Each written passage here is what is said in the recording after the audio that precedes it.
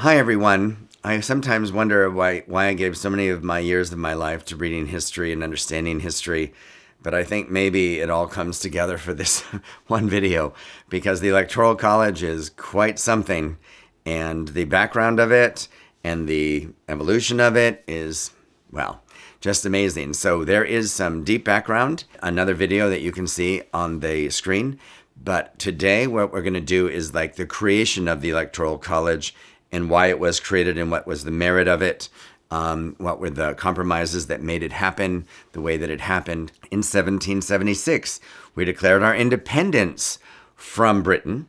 We didn't win it, we declared it. We beat the British at a place called Yorktown in 1781. We then negotiated with Britain for a couple of years, and on September 3rd, 1783, a date that should be more important to us, on September 3rd, 1783, we won our independence, like we gained our independence from Britain. We had been a colony of theirs since 1607. I think that's 168 years if I do my math. We obviously had some draw to the English. We had lots of their cultural practices. We certainly had their language. It was a long time to be a colony, generations of time. There had been many, many kings and queens in that time. So we had kind of this monarchy idea, and when we created our government after our independence, we wanted to not be like a monarchy. That was really important to us, not to be like a monarchy. So for the first few years, we were this loose confederation of states, and we had a government underneath something called the Articles of Confederation. Again, not to be confused with the Confederation or the Confederate States of America in the Civil War. And that loose confederation just wasn't very effective. Wasn't effective in foreign affairs at all. And it wasn't effective when there was crises. Because you need to have somebody who just goes, hey, we're going to do something. So the founders of the United States thought of, hey, what if we come up with a government that's not a monarchy? We don't want that, but we want to have some strong leader and then people around that leader to keep that leader from becoming a monarch or a dictator or what have you. And so we invented three branches of government in this new document that will be known as the Constitution of America. Those three branches are the executive branch, which is a president. So during crises or dealing with foreign nations, we have a figurehead. Then we invented the legislative branch, which was Congress, made up of two houses, which I'll get to in a minute. And then we invented the judicial branch, and that is today, of course, the Supreme Court.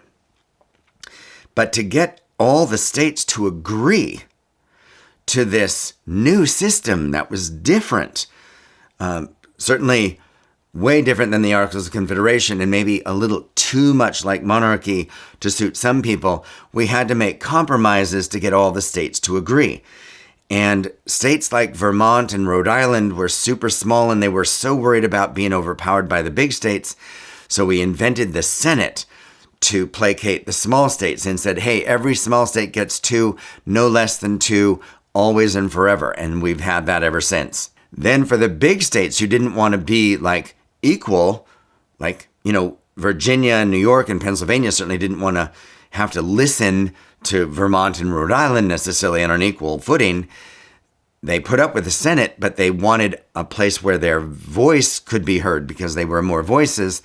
And so they got the congressional house called the House of Representatives, and that was based on population. And then the final compromise that we made, which changes America forever, is to placate and swoo the southern states. And to swoo the southern states, we needed to give them some, maybe more voice than their numbers deserved. And so we invented the 3/5 compromise, which I'll refer to as the 3/5 slave rule, because here's what it said. And it's startling, really. All of the slave masters in the South, they'll get their normal votes, of course, for each of the individuals there. And then what they would do is they would count all of the slaves, not just the male slaves, not just the male slaves above 21, all of the slaves, babies, women, men, take that number times 3/5, or 60%, and then add that vote to the white masters. What that means then is if I owned 50 slaves, I got my vote and 30 more votes. So I got 31 votes. If I owned 500 slaves, I got my vote and 300 more votes. So I, as a slave owner of 500 slaves, got 301 votes. And on top of this, even though slaves didn't get to vote, didn't get to consult with their masters about who they wanted to vote for, the slave masters and their slaves, or 3/5 of their slaves, counted toward the apportionment of their House of Representatives. So their House of Representative numbers were inflated because of this 3/5 slave rule. So Southerners had more power than their numbers justified. And because of that, they had more say and swayed several elections in early U.S. history to the Civil War. And I have a graphic up that shows you the name of all the presidents that we've had from George Washington to Abraham Lincoln.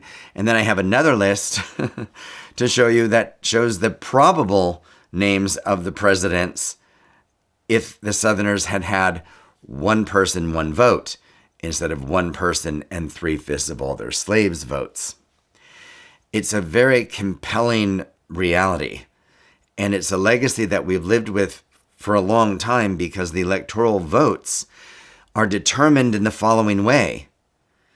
You get to take the members of Congress that your state has, let's say 4. The numbers of senators you have, always 2. And you add those together, and that's how many electoral votes your state has. And America started doing a census every decade to count, because our population grew naturally and through immigration, and we needed to get more representatives. So when we started in 1789, we had 59 members of the House of Representatives.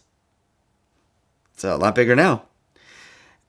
But that's another story for another chapter. But we started, and then we would add them as the representation got larger for states. So states that grew more and more had more House of Representatives because of that compromise we made for big states. Senators was always 2 every time.